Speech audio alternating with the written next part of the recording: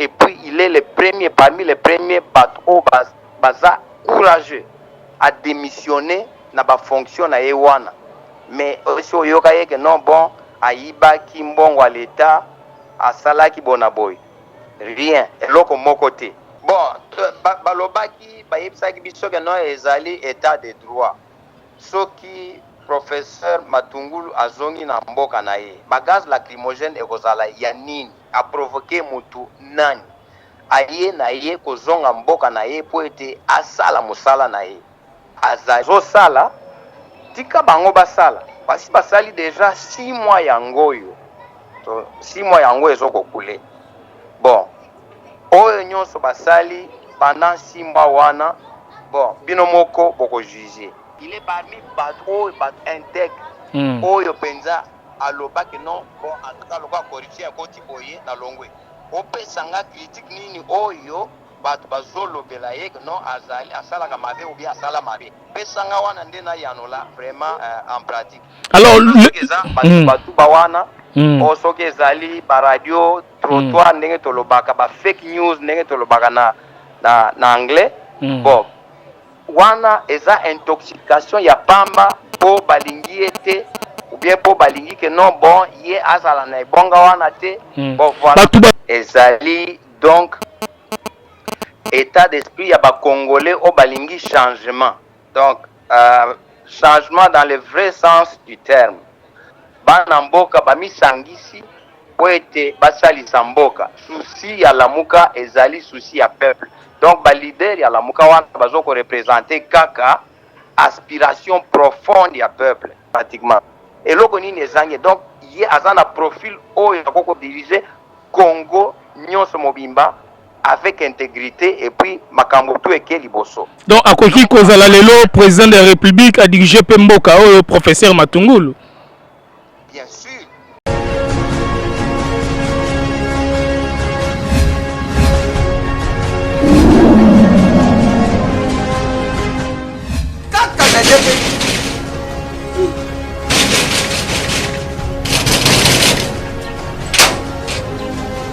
Azon bita portable uza funga nuki.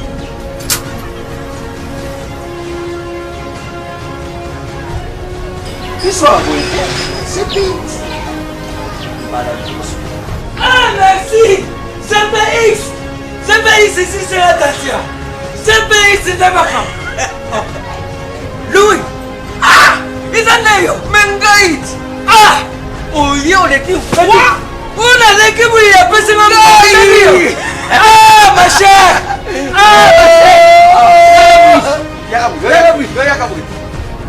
Ah, ngale lobi oyo. Bisa to mesana kanda te. Awa mutu nyoso soka koti abimaka de service. mais ma chère. CPX. Oh ils allaient GPX. 10 ans de service. 10 ans de service. Numéro 1 na makambo akotita biloko uta Londres pe Kisasa. Batata ebele bakufi bazali na sama bele. Oh soku namsi bango bandu yuka moko likamu na ye. Izali na bazansi msusu bazala cause ya bamatanga msusu. Ah! Tangu na yuka kiri sorule GPX mbala moko. Na Kisasa adresse na biso ezali moko na Lopoli 73. Ah parti place tozali facile na Londres kuna ezali kaka na esika stade ya Tottenham ezalaka ndinga esika bana na biso bazali et puis bokosela te GPX eza kaka moko boyo badongola miso buzakewa buti badesode bukei busali makambo ya bino badesode bukomoruka bubibisa répétition ya GPX. réputation phénomène réputation anayo ba constipation. GPX numéro 1 ya fête congolais na Londres.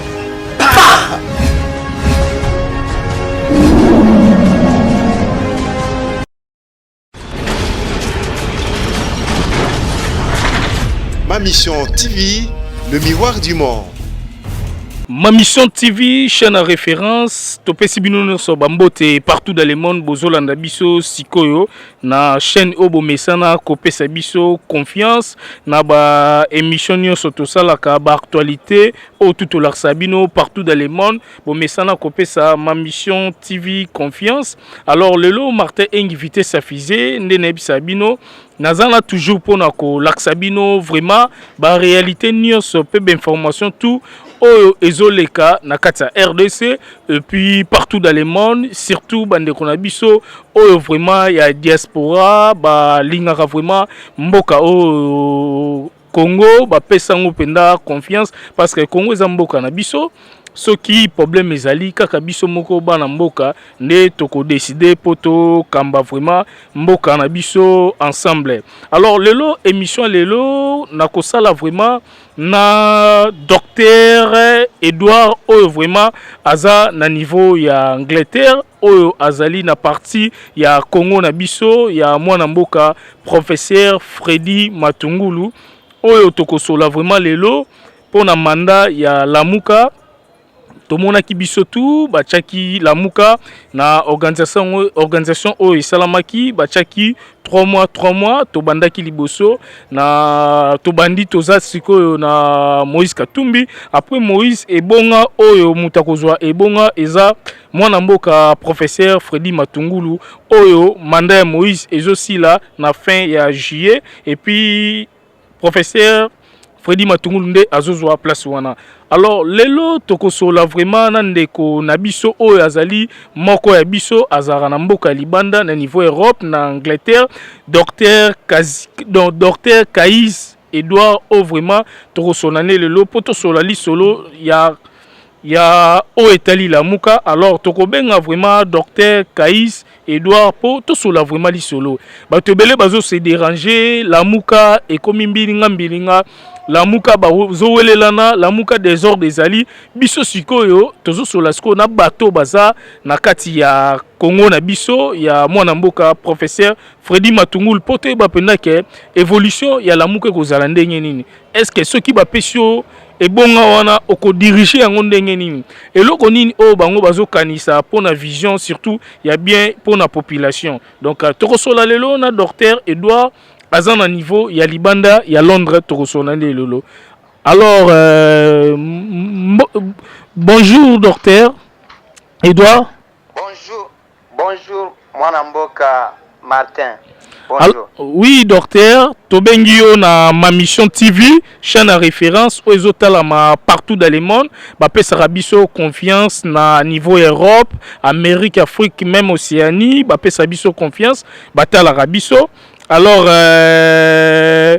tokosola lelo masolo etali toujours kaka mboka na biso po peuple population aza vraiment na besoin aiba réalité ya makambu nyonso ezoleka na mboka na biso. Tobengi yo po oza na niveau ya libanda etant que ba diaspora oyo vraiment boza na souci ya mboka na biso oyo pe boza na kati ya Lamuka. Donc Congo na biso eza na kati ya Lamuka. D'abord avant to bandana yo na kolinga o se présenter na batu nyonso bazali kolando sikoyo. Matondo mingi ndeko Martin na ndenge bopesi biso penza occasion oyo na kopesa d'abord mbote na baninga nyonso oyo na bandeko nyonso o bazolanda biso, ça veut dire audience na bino ya TV et puis ya radio. Merci mingi ba auditeur na bino nyonso. Merci. Bon. D'abord ngai naza docteur Edouard nazo ko représenter Congo na biso na fédération ya UK toloba Grande-Bretagne Royaume-Uni. Bon, donc nazali président fédéral ya UK nazo ko représenter mokonzi na biso otobengi professeur Freddy Matungulu. Donc on a bengaka ye mwalimu ça veut dire molakisi. Voilà, et puis na cadre ya Lamuka tozali ba membre sociétaire, donc parmi ba fondateurs, donc président Matungulu aza l'un des leaders fondateurs ya Lamuka. Donc à peu près il y a une présentation. Merci ming. Alors, merci Docteur Caïs Edouard, vraiment aux ans à niveau, il y a Grande Boutade, donc vraiment aux ans à niveau, il y a Libanda, niveau Angleterre. Alors que les lots vraiment, Tokosola, Solo, il y a Congo Nabiso, Ezali, Nakati, Yalamuka. Alors, docteur, na maso Nabiso, le Tokosola, po, Batubazo Talayo, Siko, partout dans le monde, Bazo Yoka, Makambu, Ozali Koloba. Alors, Lamuka, Ezali, Bopesaki, mandat il y a 3 mois. Nalingi d'abord, on a toute la question. Date, il y a Moïse Katumbi et aussi le 40e. Parce que tu as tout, na fin, il y a juillet avant de Kotamaramus. Bon, voilà, normalement, toute la coordination, il y a Lamuka, Ndenge, protocole d'accord et Salemaki. Na Bruxelles, en tout cas, Bolanda qui tractation nyonso ya mars pe ya avril ndenge Lamuka ezalaki d'abord plateforme électorale et yeko baluka et comme plateforme politique. Bon, disons que ezalaki dressé calendrier pour être coordination ya présidium. Donc ça veut dire que non ekozala rotation en ndenge 3 mois après leader nyonso akozwa occasion ya diriger Lamuka. Nayebi que actuellement ezali président ya ensemble chairman Moïse Katumbi mutu azo diriger coordination wana. Après ye ekozala président nabiso leader nabiso professeur Matungulu mutu akozwa sima ba leader mususu bakolanda ekozala Jean-Pierre Mbemba et puis Mozito et puis Tokokoma na Martin Fayoulou. Bon, disons que 3 mois, il y a président Moïse Katumbi normalement et aussi là d'ici là, donc d'ici août, normalement il faut appeler ça bâton na ya relais en volume. Donc c'est à peu près ça. Donc date exacte na koko yeb sabino date exacte de ben réunion moko ezoko se préparer. Voilà. Alors, docteur Caïs Edouard, aux ans à niveau en Angleterre, Batubazo Talabiso. Alors, Batubele Balobi qui est Lamuka, c'est comme si Black, Réseau Salama, c'est comme si Bazoko sa population, c'est comme si Bazana ba profit na bango, et ça pour un avantage na bango. Batubele ba se déranger, Moïse Katumbi Bache pendant 3 mois, Yamala Mounini Oyo, na tawana 3 mois Oyo. Peuple à retenir au peuple à qui maîtriser en. Bon, tout d'abord il faut corriger, il faut pas que batu bamona que non Lamuka ezalili seki, Lamuka ezalili seki te. Lamuka définition na yango ezali que Lamuka c'est un état d'esprit du peuple congolais. Ezali donc état d'esprit ya ba congolais au balingi changement. Donc changement dans le vrai sens du terme. Bon, ba leader oyo basangana ki po ete basal Lamuka bazoko représenter aspiration ya peuple. Donc au moni ici leader bamitia bisika moko balo balangage moko c'est vraiment inédit na mboka na biso.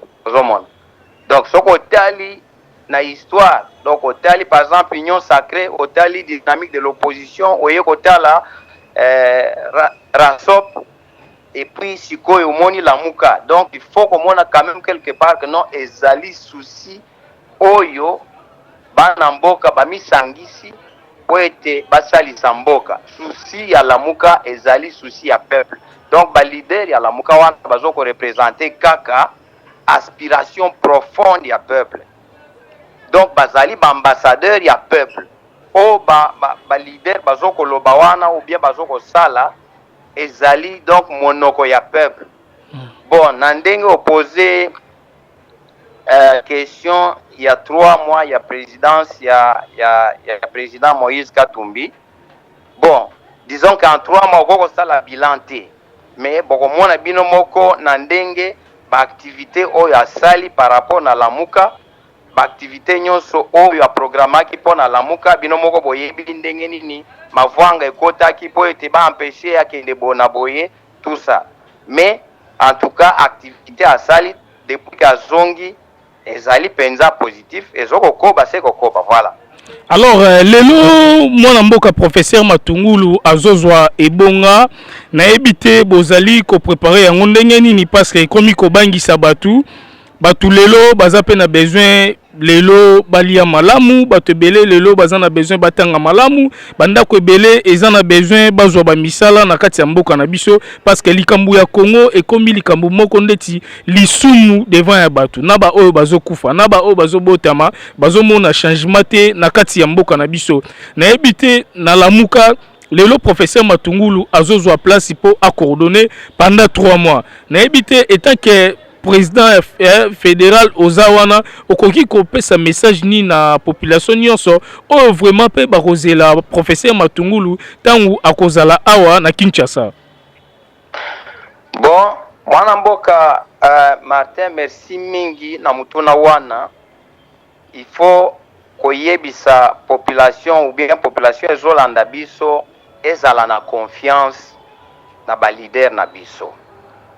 Ndenge professeur Matungulu ndenge bayebelie ndenge asalaki peut-être bamsusu bayebi malamu te aza professeur économie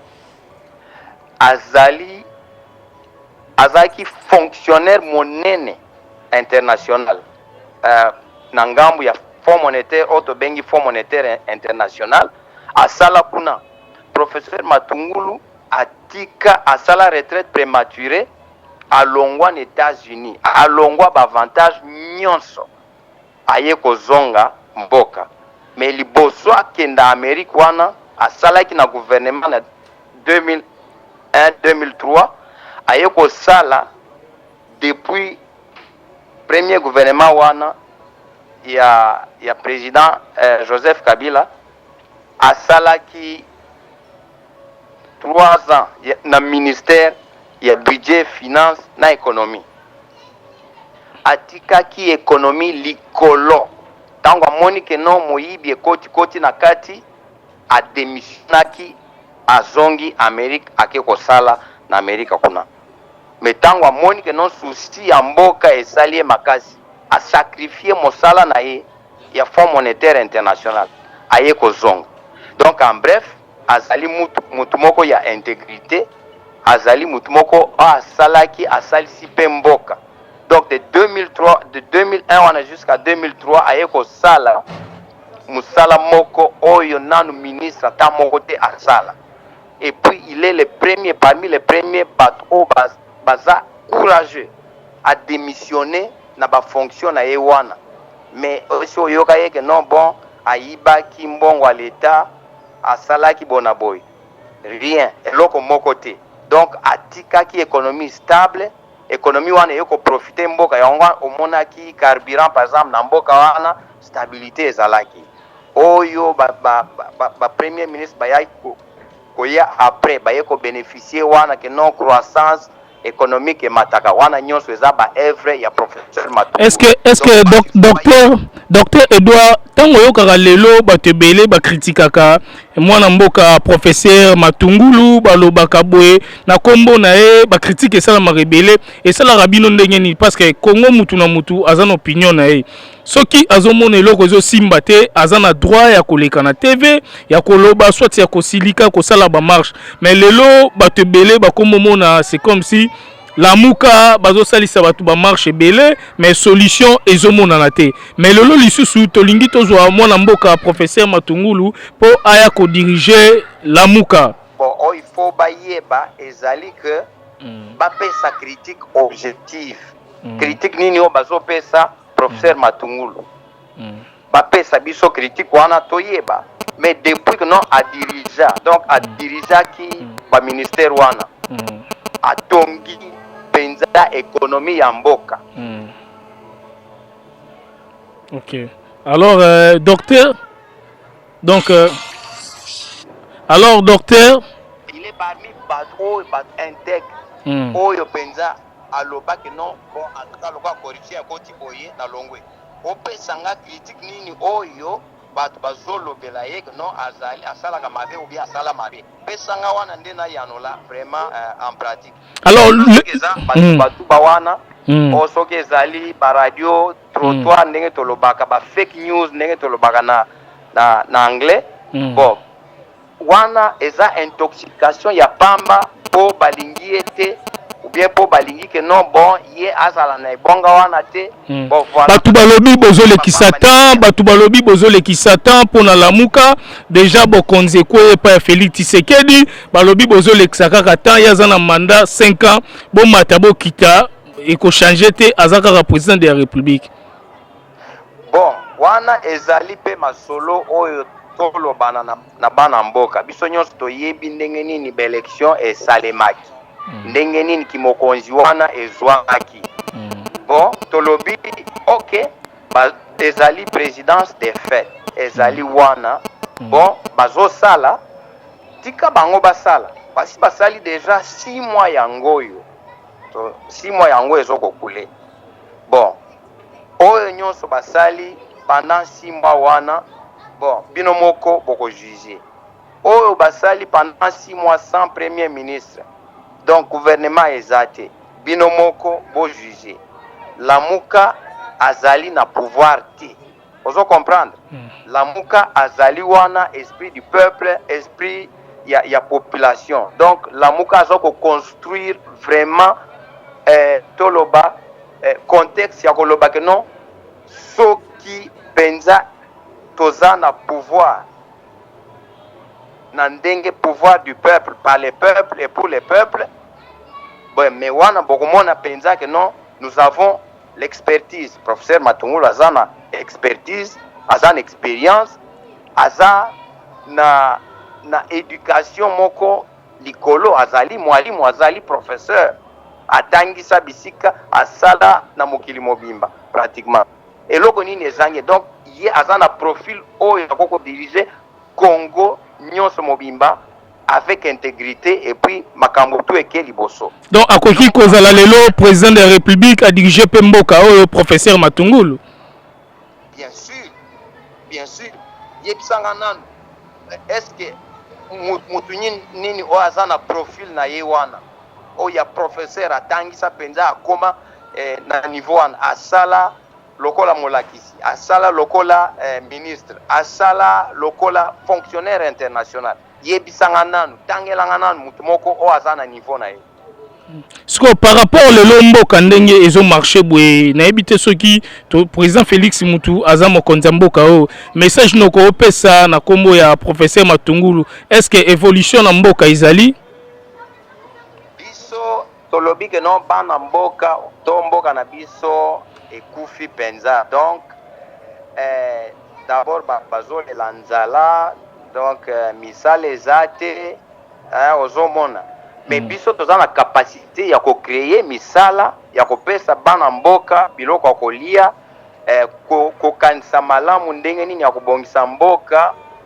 po ete muyibi ezala te etc mais mboka wana muyibi esila te corruption ezali partout etc bon toyebi te bon baprogramme oyo gouvernement ya sika esalaki bon bino moko boko juger soki ezokende malamu to ezokende malamu te mais biso tolobi na kote na biso ya Congo na biso na leader na biso professeur Matungulu et puis l'un des leaders de la Muka tolobi que non nous sommes prêts tozalaki prêt pour na ko diriger mboka wana toza prêt sikoyo donc le temps que nous prenons si nous prenons la présidence de la République les premiers jours toyebi makambo tokosala tokoya ko tâtonner te tozana programme projet de société ezali makambo tout ezali donc nyonso toza prêt expertise nyonso ezali donc oyo ezangi ezate donc c'est ça tozozela kaka donc professeur Kalamingi te akozonga na mboka ya bakoko na ye po ete azwa sikoyo bâton de pèlerin mpona ko diriger autrement nous disons diriger autrement institution nyonso tokozwa tokodiriger yango autrement. Alors arrivé à professeur Matungulu batubazozela pona lamuka changement déjà ya ebonga ekoza na fin ya juillet oyo donc pona mandat ya professeur Matungulu oyo ako remplacer mwana mboka Moïse Katumbi nalingi opesa message pona arrivé ya mwana mboka Fredy Matungulu na Kinshasa et puis changement ya Kibokonzi eta ke cordon ya la coordonnateur à lamuka. En tout cas wana penza tolobi que non na niveau ya Congo na biso tozoko préparer événement wana eza événement moko ya munene.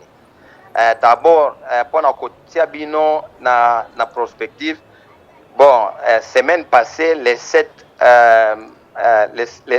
dimanches passés donc les 7 juillet bon so bolanda ki malamu professeur apesa ki conférence moko ya munene kuna na mboka Amerika apesa ki conférence na Charlotte donc alobaki makambo nyonso pwelele donc wana eza prélude otolobaka avant ki akita na mboka Kongo na biso kuna na Kisasa tozali na secrétaire général na biso Lambert Kasula tozana batu moko ya dynamique o bazoko sala musala na terrain kuna Rufin Kitoko secrétaire na biso chargé de communication et puis maman Gisèle Boalungu Ligue des femmes tozali na ba Patrick Membe o baza penza Ligue des jeunes bazoko se préparer mokili mobim tozana Congo na biso UK Congo na biso Bruxelles Belgique et puis France Afrique du Sud Amérique. Donc biso nyonso toza mobiliser pour été événement na eza événement moko ya munene. Arrivé na Kinshasa pesa message pour la population au bazozela changement ya ebonga entre Moïse Katumbi et puis professeur Matungulu. Arrivé na Kinshasa pesa message. OK, en tout cas arrivé na population nyonso sengi population nyonso eyamba mwalimu na enthousiasme moko ya kosakana te. Donc mot d'ordre kopesa mapoete batusu bazo comprendre mwalimu te il faut claircir bango bien professeur Matungulu arrivé. OK, yango nazoloba bon professeur Matungulu programme ya arrivé na ekopesama.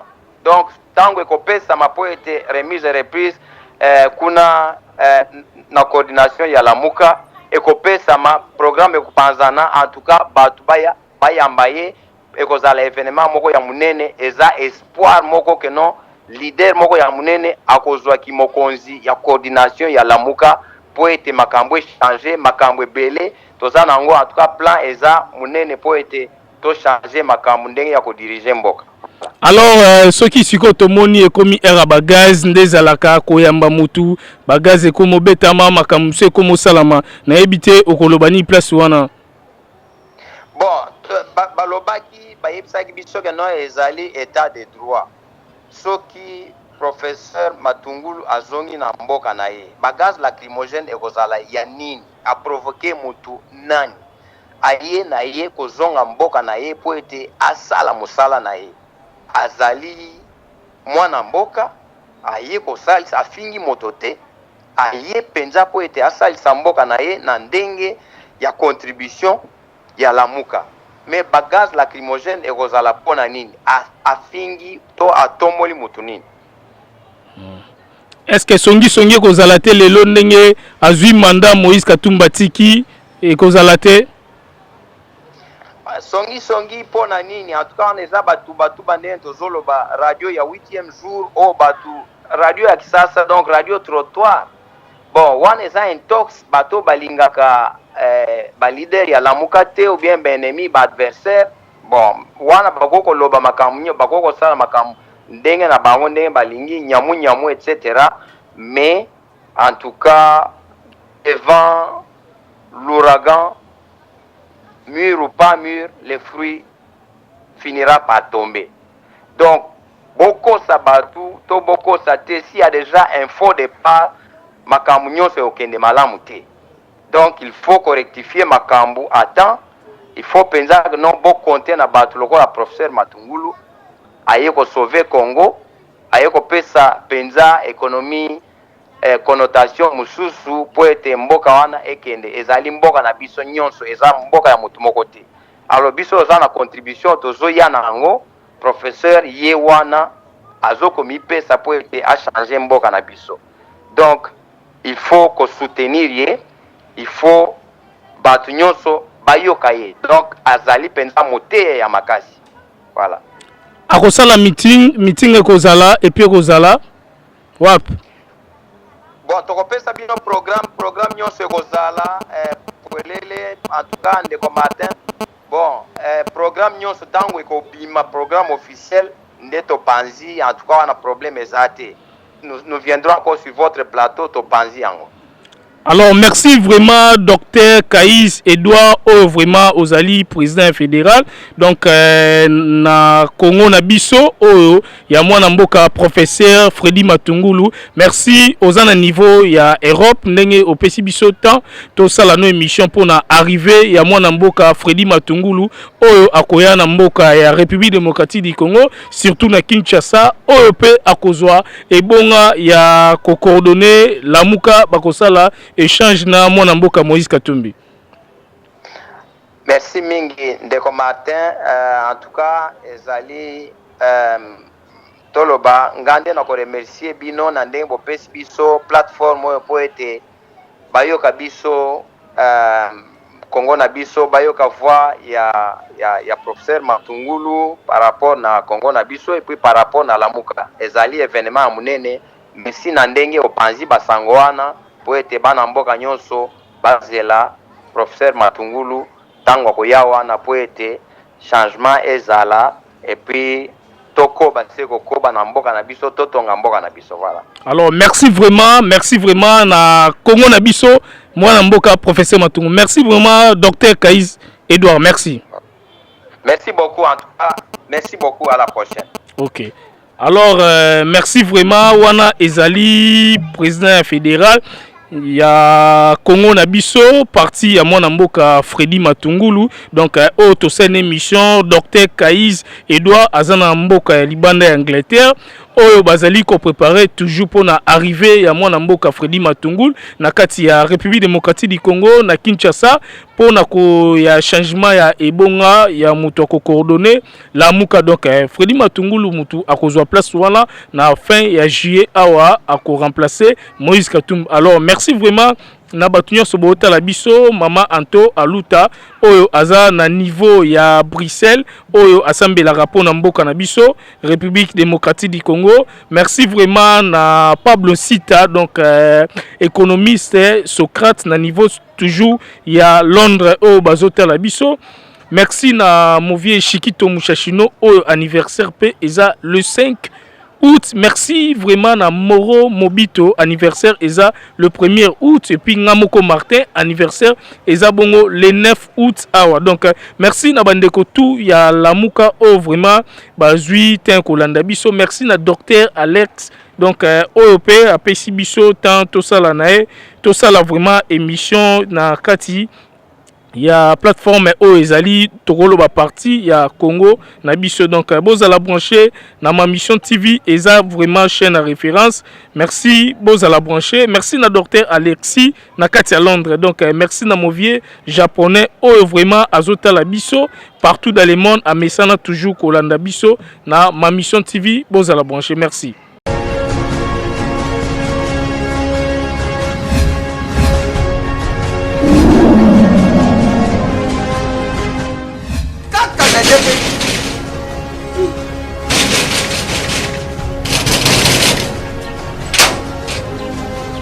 Asa ubita portable usafunga nuki.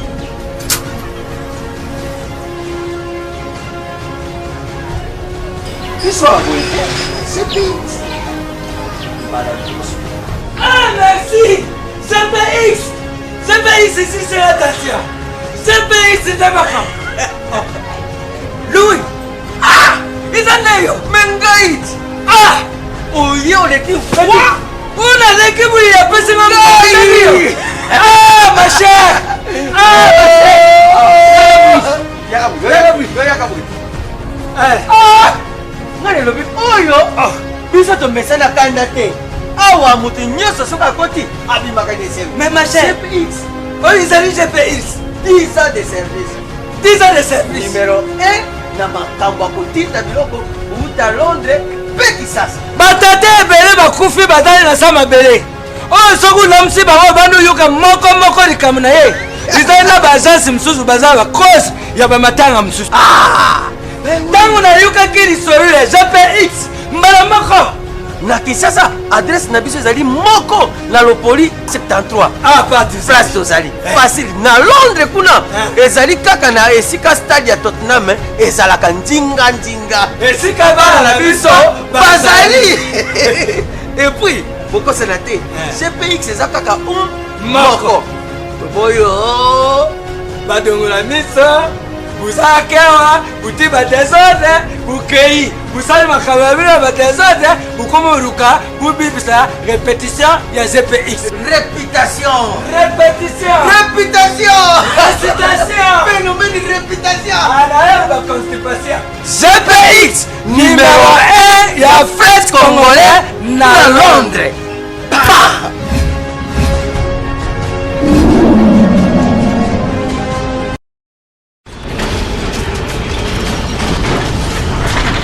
Ma Mission TV, le miroir du monde.